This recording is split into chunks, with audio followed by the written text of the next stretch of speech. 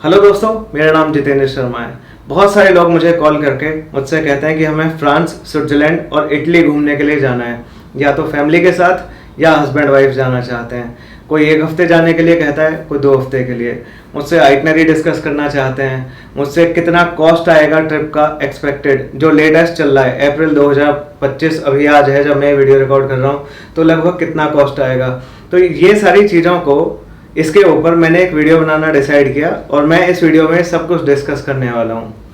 1 हफ्ते में France, Switzerland, Italy करना बहुत ज़्यादा मुश्किल है, नामुमकिन है इनफैक्ट। तो मैं 2 हफ्ते कर रहा हूँ ताकि आपको 2 हफ्ते की आइटनरी बता रहा हूँ ताकि आपको एक फेयर आइडिया लगे कि कौन कौन सी जगह हम कवर कर सकते हैं। मैंने सारी आइटनरी लिख रखी है, इसको बहुत अच्छे से मैं अभी आपको समझाने वाला हूँ। मैंने मैप भी ड्रॉ किया है फ्रांस, स्विट्जरलैंड और इटली का, कौन सी जगह कहाँ पे लोकेटेड है। इस आइटनरी के हिसाब से आप कैसे कैसे घूम सकते हैं, लेकिन ये आइटनरी कोई अल्टीमेट नहीं है। कुछ जगह ऐसी हो सकती हैं जो उतनी अच्छी ना हो, उन्हें छोड़ सकते हैं। उनकी जगह दूसरी पॉसिबिलिटी क्या क्या हो सकती हैं, वो सब मैं इस वीडियो में आपसे डिस्कस करने वाला हूँ, ठीक है। फिर इसके अलावा आपकी इस पूरी ट्रिप का एक्सपेक्टेड कॉस्ट कितना है समर ऑफ 2025 में, वो मैं आपसे डिस्कस करूँगा।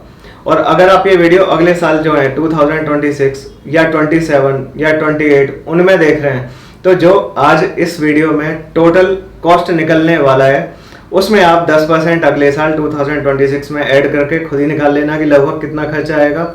उससे अगले साल में और 10% ऐड कर लेना, तो 2027 की आपकी ट्रिप का कॉस्ट निकल के आ जाएगा। तो आगे भी ये वीडियो आपके लिए यूजफुल रहेगा, रेलेवेंट रहेगा। अभी अप्रैल में मैंने निकाला पूरा कि अगर 2 महीने बाद ट्रिप है किसी की जून के लिए, तो इस आइटनरी के हिसाब से कितना कॉस्ट आएगा। बहुत ही क्लोज, सबसे अच्छी आइटनरी फॉलो करते हुए बहुत ही क्लोज जो एस्टिमेट है कि कितना निकल के आ रहा है, मैंने कैलकुलेट किया है। आप इस वीडियो को एंड तक देखना, आपको बहुत ज़्यादा क्लैरिटी आने वाली है आपकी यूरोप की ट्रिप के लिए।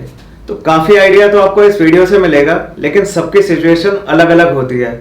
अगर आप चाहते हैं कि मैं आपकी यूरोप की ट्रिप के लिए आपकी शेंगेन वीज़ा की डॉक्यूमेंटेशन करूं, काफ़ी ज़्यादा हाई सक्सेस रेट है। इस यूट्यूब चैनल के पोस्ट सेक्शन में आप सारे वीज़ा देख सकते हैं जो मैंने कराए हैं। तो अगर वीज़ा की डॉक्यूमेंटेशन करानी हो करा सकते हैं। अगर आप चाहते हैं कि मैं आपकी पूरी यूरोप की ट्रिप की प्लानिंग करूँ आपके लिए, आपको सारी बुकिंग्स के लिए बेस्ट सॉल्यूशंस ढूंढ के दूँ, जैसे होटल्स बेस्ट लोकेशन में कौन से हैं, फ्लाइट, ट्रेन, पासेस, बसेस की और टिकट्स की बुकिंग के लिए कौन से ऑप्शन बेस्ट हैं, उनके लिए आपको पूरी कंसल्टेशन दूं, या हर सिटी में सारे जो टूर्स हैं वो कैसे कैसे लेने हैं ये आपको बहुत अच्छे से समझाऊं। तो उसके लिए आप मुझे कॉल कर सकते हैं। मेरा फ़ोन नंबर मैं इस वीडियो के डिस्क्रिप्शन और पिन की गई सबसे पहले कमेंट में दे के रखूंगा। अब आते हैं इस वीडियो के मेन कॉन्टेंट की तरफ। मैं आइटनरी से स्टार्ट करूंगा और कॉस्ट की तरफ बाद में आएंगे। तो ये है फ्रांस, ये स्विट्जरलैंड, ये है इटली। इटली का जो ये वाला पार्ट है पेनिनसुला है, मतलब पानी में अलग ही निकला हुआ पूरा लैंड। तो इधर भी मेडिटेरेनियन सी है, इधर भी मेडिटेरेनियन सी। ये सिसिली आइलैंड है, ये सार्डिनिया आइलैंड है। तो हम यहाँ पेरिस से शुरू करने वाले हैं। वैसे यहाँ पे ध्यान रखना, एम्स्टर्डम इधर है, ब्रूज इधर है, गेंट इधर है। तो इनको कैसे आइटनरी में शामिल किया जा सकता है वो बाद में डिस्कस करेंगे। यहाँ से आइटनरी शुरू कर रहे हैं। डे 1 को आप पेरिस आइए। पेरिस में आपको 2 नाइट्स मिनिमम रखनी है। अब पेरिस एक बड़ा इंटरेस्टिंग है डिसाइड करना। देखो क्या है कि बहुत सारे लोग मेरे से कहते हैं कि हमें बड़ा बेकार फीडबैक मिला है पेरिस सिटी का। पेरिस तो बिल्कुल बेकार है, हमें 1 नाइट से ज़्यादा वहाँ पे नहीं देना। ऐसा बिल्कुल नहीं है। मेरे को भी पेरिस जाने से पहले ऐसा ही लगता था कि पेरिस कोई ज़्यादा ग्रेट नहीं है, लेकिन पेरिस बहुत सुंदर सिटी है। लोगों को बेकार इसलिए लग रहा है क्योंकि वो घूम बहुत बेकार तरीके से रहे हैं। वो अंडरग्राउंड मेट्रो से वहाँ पे घूमते हैं, उन्हें 4 साइट्स मालूम है कि एक हम एफिल टावर जाएंगे, एक आर्क डी ट्रायम्फ, एक सैक्रेगर चर्च जाएंगे, एक नोटर डेम कैथीड्रल। तो फिर हम अंडरग्राउंड मेट्रो से वो घूमते हैं जिससे जीरो व्यूज होते हैं, टनल के अंदर चल रही होती है। फिर निकल के वो जमीन के ऊपर आ जाते हैं, वो साइट उनके सामने, जैसे कि आर्क डी ट्रायम्फ उनके सामने या एफिल टावर उनके सामने, और उसे देख के फोटो खिंचा के वो वापस ग्राउंड के नीचे जाके मेट्रो लेके अगली सिटी में अगली साइट पे पहुंच जाते हैं। तो जब आप साइट के सामने प्रकट हो जाओगे, इस तरह घूमोगे, तो पेरिस अच्छा लगेगा कैसे। मैं जो लोगों को टूर गाइड करता हूँ सिटीज के वर्चुअली, जैसे पेरिस है, मैं 6 अलग अलग बहुत ही अच्छे वॉकिंग टूर रूट्स लोगों को बताता हूँ। वो रूट्स सबसे ज़्यादा सीनिक रूट से होकर गुजरते हैं और उन्हें लेकर आप रियलाइज करेंगे कि पेरिस कितना ब्यूटीफुल सिटी है, बहुत ही अच्छा है। जिसको भी पेरिस अच्छा नहीं लगा है वो इसलिए क्योंकि वो घूमा बहुत बेकार तरीके से। Side to side with underground metro, अच्छे वॉकिंग टूर रूट्स लीजिए, बहुत अच्छा लगेगा। मैं उसमें हेल्प करता हूँ हर सिटी के टूर गाइड करने के लिए लोगों की। तो पेरिस में मैंने यहाँ क्योंकि 15 दिन में आइटनरी सामानी है, 2 रात रखी हैं, पर आइडियली आपको 4 नाइट्स रखनी चाहिए, मिनिमम से मिनिमम 3 नाइट्स। यहाँ से कुछ डे ट्रिप मैंने लिखी नहीं है आइटनरी में, पर आप कुछ डे ट्रिप भी कर सकते हैं। एक तो डिज्नीलैंड पेरिस की, यहाँ पेरिस से, एक आप पैलेस ऑफ वर्साई की डे ट्रिप कर सकते हैं, एक माउंट सेंट मिशेल है जगह खूबसूरत सी, वहाँ पे भी आप जा सकते हैं। इस आइटनरी के हिसाब से दूसरे दिन आपने पेरिस किया और पहले दिन अगर कुछ घंटे बचे हैं तो उसमें भी आप पेरिस देख सकते हैं। अब पेरिस से ट्रेन लेकर आप आ गए लूजर्न। लूजर्न आपको 2 नाइट्स रुकना है। तो जिस दिन आप लूजर्न आके लगे उस दिन दोपहर के करीब फ्री हो गए। अब आप दोपहर से शाम तक लूजर्न घूम लें इस आइटनरी के अकॉर्डिंग, और उससे अगले दिन आप माउंट रेगी और माउंट पिलाटस डे 4 को घूमने के लिए जाएं। माउंट रेगी ज़्यादा अच्छा है, अगर टाइम की कमी हो या दिन कम करने हो तो एक ही दिन में माउंट रेगी और लूजर्न आप कर देना और पिलाटस को छोड़ देना। Day 5 Lucerne to Interlaken. Interlaken offers the best of Switzerland. वहाँ पे आपको 4 नाइट्स जरूर देनी चाहिए। तो 4 नाइट्स में जिस दिन आप इंटरलाकन आके लगोगे, लूजर्न से चले, पास में इंटरलाकन है, वहाँ गए, होटल में सामान डाला, आधा दिन बचा, आधे दिन आपने इंटरलाकन देख लिया। फिर उससे अगले दिन गिमेवर्ल्ड, म्यूरन, शिल्थॉन पीक, लाउटरब्रुनन, ये 4 जगह एक के बाद एक सीक्वेंस में है। तो इनको आप देख लीजिए, बहुत ही अच्छा लगेगा, बहुत ही बढ़िया आपकी ये वाली डे ट्रिप रहेगी डे 6 की। Day 7 day trip to Grindelwald and Jungfrau. तो पहले आप ग्रिंडलवाल्ड जाएं, फिर उसके बाद आप यूंगफ्राउ चले जाएं।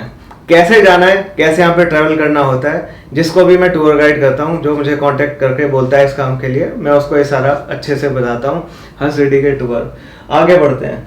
Day 8 round trip train journey from Interlaken to Montreux.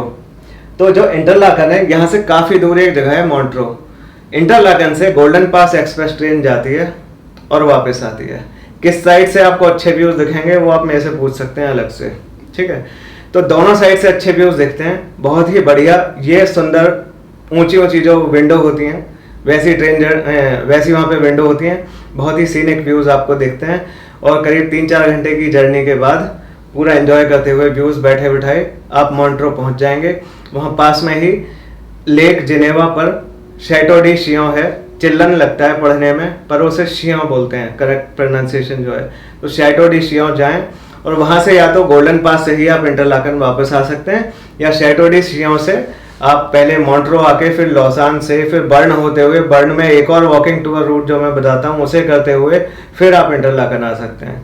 इसके बाद डे 9 इंटरलाकन टू वेनिस। यहाँ से ट्रेन होगी, मिलान होकर आएगी, वेनिस आ जाएगी। यहाँ पर वेनिस मेनलैंड पे नहीं है, एक आइलैंड पे बना हुआ है, पानी के ऊपर बना हुआ है, इसलिए इस मेनलैंड से मैंने अलग से यहाँ पे डिनोट करा है। पूरा दिन लग जाएगा, काफ़ी लंबी ट्रेन जर्नी है, इस दिन कोई साइट सीइंग पॉसिबल नहीं है। वेनिस में आपको 4 नाइट्स रखनी है। तो डे 10 आप वेनिस घूम लेना, बहुत ही ज़्यादा सुंदर सिटी है। मेरे ख्याल से इस पूरी ट्रिप में सबसे सुंदर जो जगह है मेरी नज़र में वो वेनिस है। बहुत लोग कहते हैं वेनिस तो बेकार है, वहाँ तो बदबू आती है, ऐसा कुछ नहीं है। इतनी रोमांटिक जगह है, इतनी बढ़िया, वहाँ की गलियों में घूमते हुए आपको एम्बियंस मिलेगा, बहुत ही यूनिक सिटी है, बहुत ही अच्छा उसका कैरेक्टर है। तो अगले दिन आप वेनिस घूमिए। उससे अगले दिन 2 ऑप्शन है, या तो पास में मुरानो और बोरानो आइलैंड है, वहाँ चले जाइए। मुरानो फिर भी छोड़ सकते हैं, बोरानो तो बहुत ही अच्छा है, बहुत ही ब्राइट कलर वाले यहाँ पर घर हैं। और या फिर आप अगर पीसा ही देखना है आपको, तो आप वेनिस से डे ट्रिप करके पीसा जा सकते हैं और वापस आ सकते हैं। फ्लोरेंस और पीसा एक दिन में नहीं हो पाएंगे, फ्लोरेंस को खुद ही एक पूरा दिन चाहिए। उससे अगले दिन आप राउंड डे ट्रिप, मतलब डे ट्रिप कर लें फ्लोरेंस की। सुबह को जाएं वेनिस से, अर्ली मॉर्निंग ट्रेन लेकर फ्लोरेंस, दिन भर फ्लोरेंस देखें और वापस आएँ। वेनिस में कैसे घूमना है, फ्लोरेंस में कैसे घूमना है, साइट सीइंग कैसे करनी है, वॉकिंग टूर रूट्स कैसे लेने हैं, ये सब मैं आपको अलग से गाइड कर सकता हूँ अगर आपको मेरी वो सर्विस चाहिए तो। फिर आपको वेनिस से इस दिन डे 13 को वेनिस टू रोम 2 नाइट्स, मैं 4 नाइट्स लिखना भूल गया, वेनिस 4 नाइट्स है। तो वेनिस से रोम की आपको ट्रेन लेनी है डे 13 को, और 2 नाइट्स आपको रोम में रुकना है। तो जिस दिन आप रोम आके लगोगे उस दिन दोपहर से रात तक आपको रोम देखना है और वेटिकन सिटी, और उससे अगले दिन आपको पूरा रोम देखना है। रोम बहुत ही सुंदर सिटी है, बहुत बड़ा है। अगर आप सोच रहे हो कि आधे दिन में या 1.5 दिन में रोम देख लोगे, बिल्कुल भी नहीं देख सकते, मेरी गारंटी है। आपको रोम को कम से कम 4 फुल डेज देने पड़ेंगे, लेकिन 1.5 दिन में you can see the best of Rome. सब कुछ बेशक आप ना देख पाओ, पर जो दी बेस्ट है, और अगर आपको अच्छे से गाइड कर दिया जाए कि पहले ये करना फिर ये करना, if you are not left wondering कि अब क्या करें, अगर एक अच्छा कॉम्पैक्ट प्लान है तो 1.5 दिन में पॉसिबल है वो देखना, जिसे देखने के लिए भटक भटक के 1 हफ्ता लग जाएगा। मैं रोम के भी टूर गाइड करता हूँ। और लास्ट में 15वें दिन डिपार्चर फ्रॉम रोम। ठीक है, तो आप वापस इंडिया के जिस सिटी भी आ रहे हैं आप वहाँ पे आ सकते हैं। अब can be added Amsterdam Bruges. अब देखो, मैंने जो ट्रिप है यहाँ से शुरू करी है, पर हो सकता है आपका स्विट्जरलैंड में इतना इंटरेस्ट ना हो, या हो सकता है कि आप कहीं और दिन कम करने की सोच रहे हो। तो एक बहुत ही अच्छा एडिशन जो हो सकता है इस ट्रिप में, कमाल का एडिशन, वो है कि आप ट्रिप यहाँ से शुरू करें, एम्स्टर्डम से। हमने पेरिस से किया ना, एम्स्टर्डम से शुरू करिए। पहले दिन एम्स्टर्डम आके लगेंगे, रात तो होगी ही आपके पास, रेड लाइट डिस्ट्रिक्ट में बढ़िया घूमो। उससे अगले 2 दिन आप एम्स्टर्डम में साइट सीइंग करो। और अगर अप्रैल के मंथ में आ रहे हैं तो जो पास में क्यूकेनहॉफ ट्यूलिप गार्डन है उन्हें जरूर देखना। और इस तरह 3 नाइट्स आप एम्स्टर्डम में दो। उसके बाद आप ब्रूज आइए। मेरी नज़र में यूरोप का सबसे ब्यूटीफुल सिटी वेनिस है और नंबर 2 का ब्रूज है। बहुत ही ज़्यादा सुंदर सिटी है, मस्ट विजिट है। एम्स्टर्डम से पेरिस आ रहे हो तो इसे छोड़ने की गलती मत करना। ब्रूज आपको जरूर जाना चाहिए और आपको वहाँ पर 2 नाइट्स देनी चाहिए। और फिर उसके बाद आप इस सीक्वेंस में आगे बढ़ सकते हैं। इससे पहले कि मैं कॉस्ट आपको बताऊं, मैं आपको ये और बताता हूँ कि और क्या क्या पॉसिबिलिटीज हो सकती हैं। पेरिस से लुजर्न आते हुए यहाँ अल्सास एरिया है। यहाँ कोलमार को बेस बनाकर आसपास के बहुत ही ब्यूटीफुल टाउन्स देखे जा सकते हैं, जिनमें हाफ टिम्बर्ड हाउसेस हैं, बहुत ही सुंदर। मैंने सारे देखे हैं, बहुत कमाल का है। यहाँ एपेंजल बहुत अच्छी जगह है, उसे कवर किया जा सकता है। इधर जरमाट है, इसको भी इंटरलाकन से डे ट्रिप में इजीली कवर किया जा सकता है। बर्न को भी आप डे ट्रिप में कवर कर सकते हैं। इटली में मैंने कुछ ही जगहों को दिखाया है, पर इटली में और करता भी क्या। बात यह है कि इटली के लिए जनरली जो अपॉइंटमेंट की डेट्स हैं, इंडिया में बड़ी दिक्कत आती है इटली की अपॉइंटमेंट लेने में। और वीज़ा का रूल ये कहता है कि जिस कंट्री से आपने वीज़ा लिया है उस कंट्री में सबसे ज़्यादा दिन होने चाहिए। तो आप इटली में मैक्सिमम दिन दे ही नहीं सकते, क्योंकि आपने मोस्ट लाइकली इटली से वीज़ा नहीं लिया होगा, क्योंकि स्लॉट्स नहीं मिल रही होंगी अपॉइंटमेंट की। तो मैंने ये आइटनरी इस तरह बनाई है कि ये मानते हुए कि आपने स्विट्जरलैंड से वीज़ा लिया है या इटली के अलावा किसी और कंट्री से वीज़ा लिया है, तो अगर आपने स्विट्जरलैंड से वीज़ा लिया है तो इस आइटनरी के अकॉर्डिंग 6 दिन स्विट्जरलैंड में रखें और 6 दिन इटली में रखें। तो जब टाई हो रही होती है 2 कंट्रीज के बीच में नंबर ऑफ डेज की, जिनके दिन ज़्यादा हैं, तो टाई ब्रेक करने का ये तरीका होता है कि जिस कंट्री में पहले एंट्री की है उस कंट्री में वीज़ा अप्लाई किया जाए। तो अगर आप ऊपर की तरफ से आ रहे हैं और 6 दिन स्विट्जरलैंड दे रहे हैं, 6 दिन इटली को दे रहे हैं, तो आपका स्विट्जरलैंड से वीज़ा लेकर इस आइटनरी को फॉलो करना सही है। लेकिन अगर आप यही आइटनरी रिवर्स फॉलो करेंगे तो आपको इटली से वीज़ा लेना पड़ेगा। तो इस चीज़ को ध्यान में रख के मैंने आइटनरी बनाई है। स्विट्जरलैंड में डेफिनेटली 1-2 दिन कम किए जा सकते हैं, और इटली में 1-2 दिन क्या 1 महीना और बढ़ाया जा सकता है। लेकिन लिमिटेड नंबर ऑफ डेज की आइटनरी मुझे बनानी थी और स्विट्जरलैंड में मुझे मैक्सिमम डेज दिखाने थे, इसलिए मैं इस आइटनरी को आपको बता रहा हूँ। और बहुत सारी जगह हैं जो इटली में देखी जा सकती हैं, बता देता हूँ बस। वेनिस के अलावा वेरोना, पडोवा, ये बड़ी अच्छी हैं। यहाँ लेक गार्डा, यहाँ लेक कोमो बहुत अच्छा। टस्कनी में वोल्टेरा, सैन जिमिनियानो, मॉन्टेल्चिनो, पिएंजा, मॉन्टेपुल्चियानो, ये बड़ी अच्छी जगह हैं। यहाँ उम्ब्रिया रीजन में स्पेलो, असीसी बहुत ही अच्छे हैं। परोजिया भी। इधर अमाल्फी कोस्ट बहुत अच्छा है। ये पूरा जो है रीजन पूलिया, यहाँ पर बड़े अच्छे अच्छे टाउन्स हैं, जैसे पेस्किची, विएस्ते, चिस्टर्निनो, मार्टिना फ्रैंका, या लोकरोटोंडो, या अल्बेरो बेलो, या फिर पॉलियानो मारे, या लीचे, ओतरेंटो, गलीपोली, बहुत ही कमाल की जगह है। यहाँ तरांतो। फिर इधर मटेरा बहुत ही अच्छी जगह है। सिसिली आइलैंड, यहाँ बड़ी अच्छी जगह है, जैसे टाउरमीना, सिरैक्यूज, या चेफलू, और भी बहुत सारी जगह। पलेर्मो, सर्दिनिया रीजन, इसमें कैग्लियारी जगह है और बहुत अच्छे अच्छे बीचेस हैं। पूरा इटली इतना अच्छा है, मुझे तो सबसे अच्छा इटली लगता है। इटली की आइटनरी और इटली के कॉस्ट के लिए मैं एक सेपरेट वीडियो बना दूंगा। आइटनरी का तो वीडियो बना रखा है, कॉस्ट के लिए एक अलग से बना दूंगा। और जिसको भी इटली से वीज़ा लेकर इटली घूमना है, वो जरूर 4-5 महीने पहले एटलीस्ट अपना अपॉइंटमेंट बुक कर दे, क्योंकि इटली की अपॉइंटमेंट इंडिया में अलग अलग सिटीज़ की 3-4 महीने आगे की मिल रही होती है। अब मैंने आपकी सहूलियत के लिए कि इस ट्रिप का कितना कॉस्ट आएगा खुद से करने पे, ये देखते हुए कि जो आपकी एकोमोडेशन है होटल्स वो बेस्ट एरियाज में हो, मैंने सारा लिखा है। अभी अप्रैल 2025 चल रहा है, तो मैंने अंदाज़ा लगाया कि अगर मैं जून के सेकंड वीक में जा रहा हूँ इस वाली आइटनरी पर और अपनी ट्रिप प्लान कर रहा हूँ, तो एक एक खर्चा हर सिटी में सबसे अच्छी लोकेशंस मेरे को मालूम है। लोगों को मैं जो जिनकी ट्रिप की प्लानिंग कर रहा होता हूँ उनको मैं सबसे अच्छी लोकेशंस में होटल ढूंढ के भेजता हूँ और फिर उनमें लोअर प्राइस के बताता हूँ। लेकिन वो लोअर प्राइस भी बहुत हाई हैं। लोएस्ट प्राइसेस जो हैं सबसे अच्छी होटल्स में, सबसे अच्छी लोकेशंस में, वो भी काफ़ी हाई हैं। तो मेरे को खुद लगा यार जितना मैंने एक्सपेक्ट किया था उससे काफ़ी ज़्यादा कॉस्ट निकल के आया 2025 की समर के लिए, जून के लिए। और कैसे वो कॉस्ट कम किए जा सकते हैं वो मैं आगे चल के इस वीडियो में बताने वाला हूँ। तो मैं वैसे बोर्ड पे लिख सकता हूँ सारा, पर उससे वीडियो और लंबा जाएगा। मैं बोल के बता देता हूँ, आप ध्यान से सुनना, आपकी समझ में आ जाएगा। सबसे पहला खर्चा 2 एडल्ट्स के लिए बता रहा हूँ इस आइटनरी पर। सबसे पहले 2 लोग वीज़ा अप्लाई करेंगे। अभी मैं ये मान के चल रहा हूँ कि आपने खुद वीज़ा अप्लाई किया है, तो खुद वीज़ा अप्लाई करने पर वैसे मैं वीज़ा डॉक्यूमेंटेशन करता हूँ, मेरी जो फीस है वो इसमें ऐड हो जाएगी अगर आप मुझसे करा रहे हैं या किसी से भी करा रहे हैं। पर अभी आपने खुद अप्लाई किया है, ये मान के चल रहा हूँ, तो जो ऑफिशियल फीस हैं 2 लोगों की सब कुछ मिला के, embassy fees, appointment fees, insurance, dummy flight, courier, 25,000 2 लोगों की टोटल कॉस्ट निकल के आएगा वीज़ा का। फ्लाइट मैंने देखी 56,000 की निकल के आई। होटल्स मैंने पेरिस के सबसे अच्छी लोकेशंस में लोअर प्राइस वाले देखे, प्राइवेट बाथरूम वाले। मैं लोगों से पूछता हूँ कि आपको शेयर्ड बाथरूम चल जाएगा या प्राइवेट बाथरूम ही चाहिए, तो लगभग सभी ने कहा है कि शेयर्ड नहीं, हमें प्राइवेट ही चाहिए। और प्राइवेट बाथरूम का मतलब है कि और महंगा। शेयर्ड बाथरूम वाले जो होटल्स हैं या अपार्टमेंट्स हैं वो सस्ते होते हैं। तो मैंने एयरबीएनबी देखे, किचन वाले और प्राइवेट बाथरूम वाले, और सबसे मेन सबसे अच्छी लोकेशन वाले लोअर प्राइसेस के, तो ये प्राइस निकल के आए।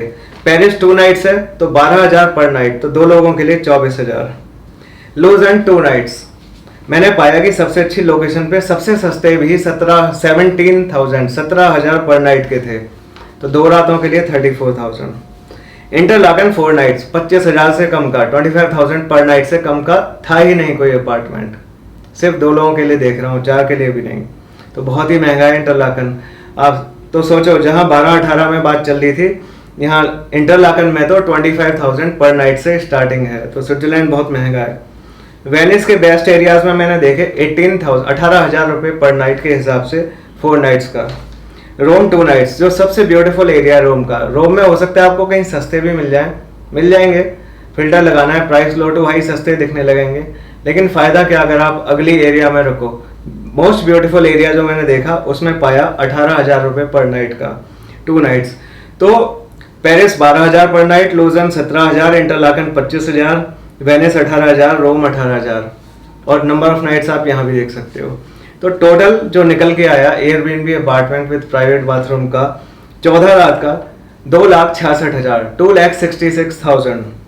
इसके बाद मैंने स्विस ट्रैवल पास निकाला कि कितने का है। 6 नाइट्स का स्विस ट्रैवल पास यहाँ पे चाहिए क्योंकि 6 दिन है स्विट्जरलैंड में, तो 2 लोगों का स्विस ट्रैवल पास निकल के आया 78,000 इंडियन रुपीज़ का।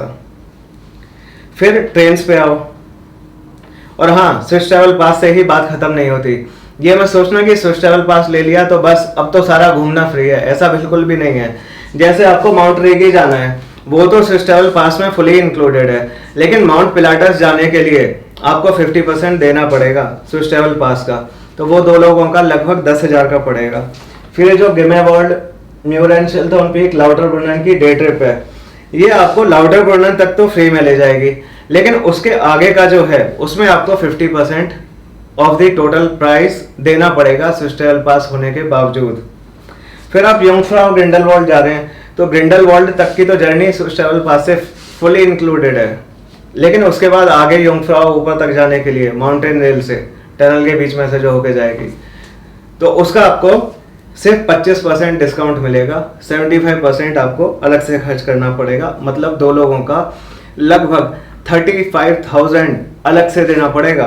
तो जहां स्विस ट्रैवल पास ही 78,000 का था, उसके ऊपर करीब माउंट पिलाटस का 10,000 और गेमेवर्ल्ड म्यूरन शिल्थोन पीक लाउटरग्रुनन इसकी डे ट्रिप का 10,000 और योंगफ्राउ ग्रिंडेलवाल्ड की डे ट्रिप का 35,000 और तो सोचो स्विट्जरलैंड घूमना कितना महंगा पड़ रहा है। और लास्ट में बहुत अच्छी खासी अमाउंट निकल के आने वाली है आपकी इस वाली आइटनरी के हिसाब से यूरोप घूमने की। कैसे सस्ता किया जाए वो भी मैं बता दूंगा, ध्यान से सुनना। तो ये स्विट्जरलैंड है जो आपकी ट्रिप को महंगा बना रहा है। अगर कुछ दिमाग लगा लिया जाए तो ट्रिप सस्ते में भी हो सकती है, पर अभी मेरे को जो जैसा है ऐसा बताना है। मेरे को कोई डाउन प्ले नहीं करना कि मैं कैसे आपको फॉल्स होप दे दूंगे किसी तरह ट्रिप सस्ती हो जाए। फिर ट्रेन्स पे आते हैं। पेरिस से आप आ रहे हो तो बेसल तक तो आप टिकट खरीदोगे। बेसल स्विट्जरलैंड में तो स्विस ट्रैवल पास में वो कवर हो जाएगी जर्नी बेसल से लूजर्न आने के लिए। तो पेरिस से बेसल की टिकट देखी 16,258 रुपये।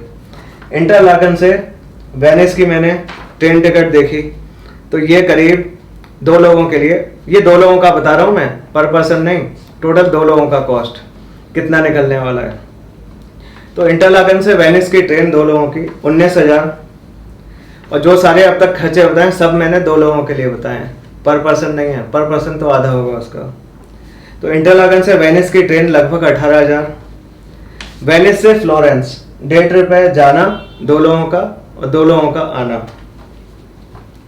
13,300। वेनिस से रोम जाना 2 लोगों का 10,500।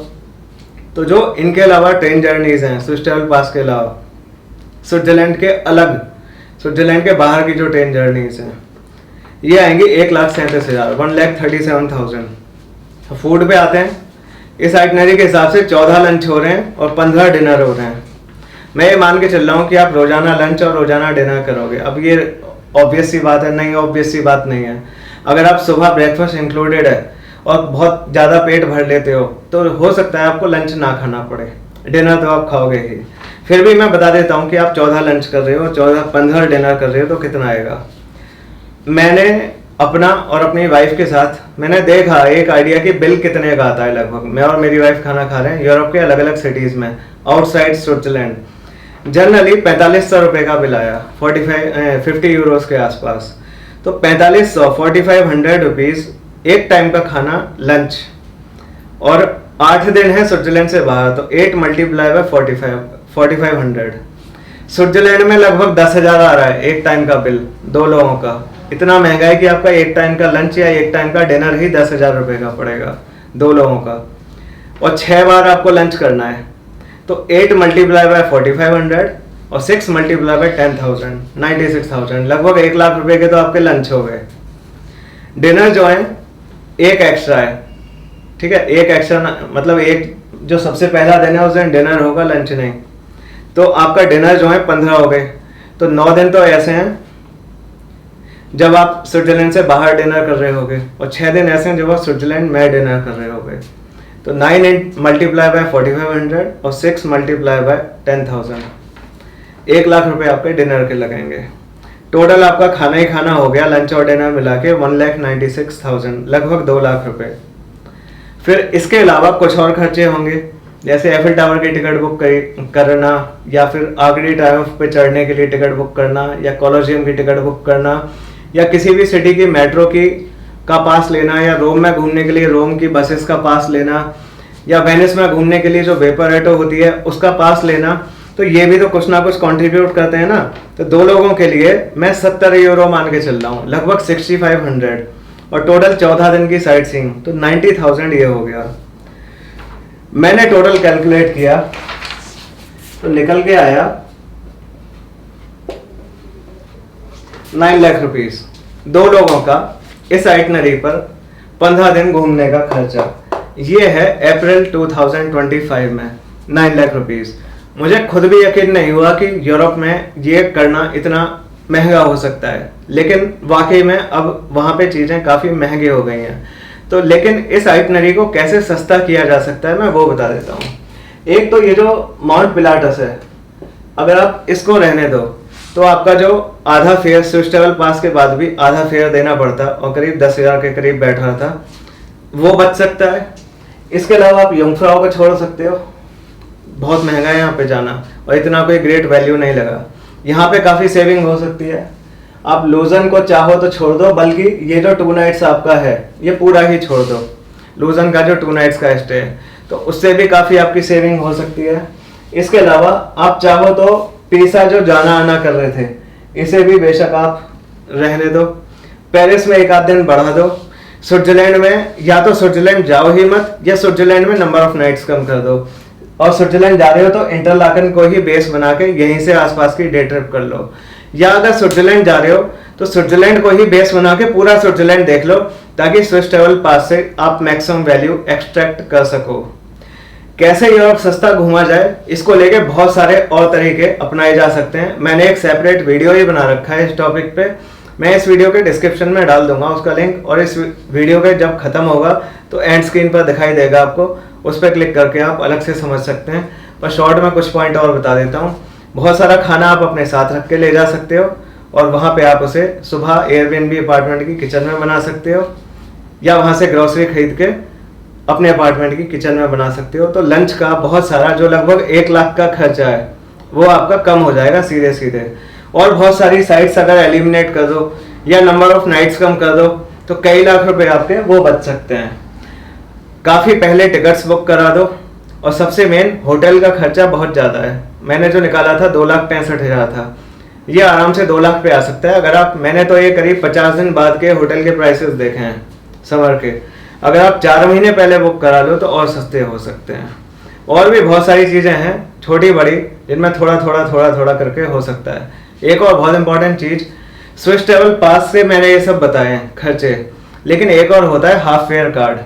अब कौन सी सिचुएशन में स्विस ट्रैवल पास अच्छा है और कौन सी सिचुएशन में स्विट्जरलैंड घूमने के लिए हाफ फेयर कार्ड अच्छा है, इसके लिए दोनों के प्रोज एंड कॉन्स कंपेयर करने पड़ेंगे, और देखना पड़ेगा कि हमारी सिचुएशन को कौन सा सूट कर रहा है, किससे हम ज़्यादा कॉस्ट सेविंग कर सकेंगे। ऐसा कुछ नहीं है कि स्विस ट्रैवल पास ही अच्छा है, कई सिचुएशन में half fair card provides much better value. तो अगर मैं आपकी ट्रिप प्लान कर रहा हूँ, मैं आपको बता दूंगा कि आपके लिए कौन सी चीज़ बेटर रहेगी। तो ये बहुत सारे तरीके हैं, और भी कुछ तरीके हो सकते हैं। तो ये जो 9 लाख रुपए खर्चा निकल गया है इस ट्रिप का, आप इसको मेरे अंदाजे से यही आइटनरी फॉलो करके, थोड़ा बहुत 1-2 चीज़ें एलिमिनेट करके, आप इसे 7 से लेके 7.5 लाख, 7 to 7.5 लाख रुपीज़ इतनी रेंज में ला सकते हो। इससे कम होना तो ये मुश्किल है, और ये 2 लोगों का खर्चा मैंने बताया। बहुत सारी कंपनियां हैं, टूर कंपनियां, जो टूर पैकेजेस ऑफर कर रही हैं। अब आप कहोगे कि वो तो इससे कम प्राइस दिखा रही हैं। उनके पैसे कम रखने का दूसरा तरीका है कि वो कैसे ये कर पा रहे हैं। पहली बात तो उनके हिडन चार्जेस बहुत सारे होते हैं, लेकिन फिर भी बता देता हूँ। जैसे मैं आपको बताने वाला हूँ कि वेनिस सिटी का जो मैंने बताया कि 18,000 रुपये पर नाइट, मैं जो बेस्ट लोकेशन है, सबसे ब्यूटीफुल एरियाज हैं वेनिस सिटी के या रोम के या इंटरलाकन या किसी के भी, वहाँ के बताऊँगा। अब अगर टूर पैकेज आपने लिया है तो आप देखना, आपकी accommodation most likely maximum packages में वेनिस में नहीं होगी। वो वेनिस से बहुत दूर यहाँ पे कहीं एक सिटी है पडोवा, वहाँ पे आपको रुकाएंगे। तो जहाँ वेनिस में 18,000 रुपये पर नाइट का बनता, हो सकता है यहाँ पे 4-5 हज़ार रुपये पर नाइट में आपको वो एक अच्छा बेडरूम दे दें। तो इस तरह उन्होंने एक रात के 14,000 बचा लिए, और 14,000 मल्टीप्लाई बाय 14 नाइट्स, तो सोचो ये कितना बचा। तो इस तरह वो तो काफ़ी पैसे बचा लेंगे, but you will be paying all the difference, और वो उनका प्रॉफिट होगा। आप अगर वेनिस सिटी में आए हो तो दिन में तो वहाँ पे बहुत ज़्यादा भीड़ होती है, बहुत ही ज़्यादा, आपका भी जीव बरकवा रहा होगा। लेकिन अगर रात को आप देखोगे तो वेनिस एकदम शांत हो चुका होगा।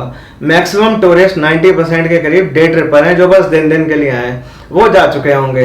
And what will be left behind is crowd free Venice, जिसे देख के आपको बहुत ही शांति मिल रही होगी, और आपको लग रहा होगा भाई किसी बहुत ही कमाल की जगह है। घरों में बढ़िया लाइटें जल रही होंगी, और वो सुख किसे प्राप्त होगा जो वेनिस में रुका हुआ है, जो यहाँ वहाँ से बहुत दूर यहाँ पडोवा में रुका है टूर पैकेज की बदौलत, ताकि कंपनी कॉस्ट कटिंग कर सके।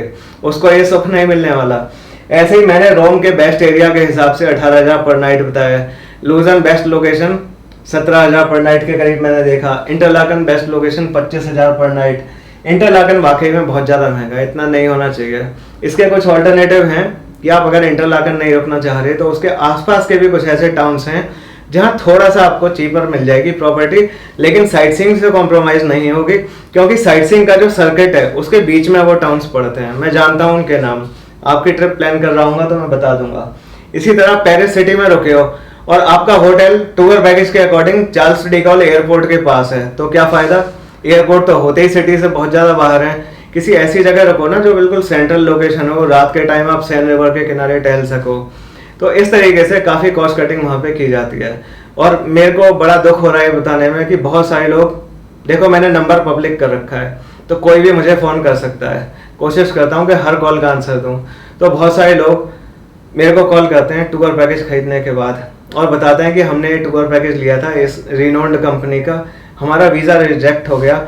अब कंपनी या तो 25% डिडक्ट कर रही है टूर पैकेज के कई लाख के में से, या 50% कर रही है, या 100% ही पैसे रख रही है। मतलब कि कई कई लाख रुपए कंपनी रख रही है। तो ये तो एक बहुत ही गलत चीज़ है जो नहीं करनी चाहिए। अगर कोई ट्रैवल कंपनी आपको टूर पैकेज कराने का आश्वासन दे रही है और आपका वीज़ा नहीं आया, तो उस स्टेज तक सिर्फ वीज़ा का काम हुआ है, तो उन्हें सिर्फ वीज़ा के पैसे काटने चाहिए। लेकिन वो पूरे ही पैकेज का, जो मान लो एक पैकेज मान लो ये उनका 9 लाख रुपए का है फॉर एग्जाम्पल, नहीं 10 लाख का है मान लो, तो मान लो 50% काट रही है तो 5 लाख रख लेगी, 100% काट रही है तो 10 लाख रख लेगी, और 25% काट रही है तो 2.5 लाख रख लेगी। ये कैसे बर्दाश्त कर सकता है एक मिडिल क्लास आदमी जो जिंदगी में एक बार यूरोप जाने की सपने के साथ उनके पास गया था। तो अगर आपको टूर पैकेज समझ में आ रहा है तो भी मेरी आपको सलाह है कि वीज़ा पहले खुद अप्लाई करना, और जब वीज़ा हाथ में आ जाए और इस रिस्क से आप बच जाएं उसके बाद ही पैकेज लें। अगर आपको पैकेज ही समझ आ रहा है इसके बाद भी तो भी। मेरा नाम जितेंद्र शर्मा है। अगर आपको अलग अलग सिटीज़ में साइट सीइंग के लिए मुझसे गाइडेंस चाहिए या पूरी ट्रिप की प्लानिंग करानी हो, सारी बुकिंग्स के लिए आपको बेस्ट सॉल्यूशन चाहिए, या वीज़ा की डॉक्यूमेंटेशन शेंगेन वीज़ा की मुझसे करानी हो, मुझे कॉल कर लेना। मेरा फ़ोन नंबर मैं इस वीडियो के डिस्क्रिप्शन और पिन की कमेंट में दे के रखूँगा। मेरे थ्रू जो वीज़ा आते हैं इस यूट्यूब चैनल के पेज पे जाके पोस्ट पर क्लिक करना, वहाँ आपको सारे दिख जाएंगे। Thanks for watching this video till the end.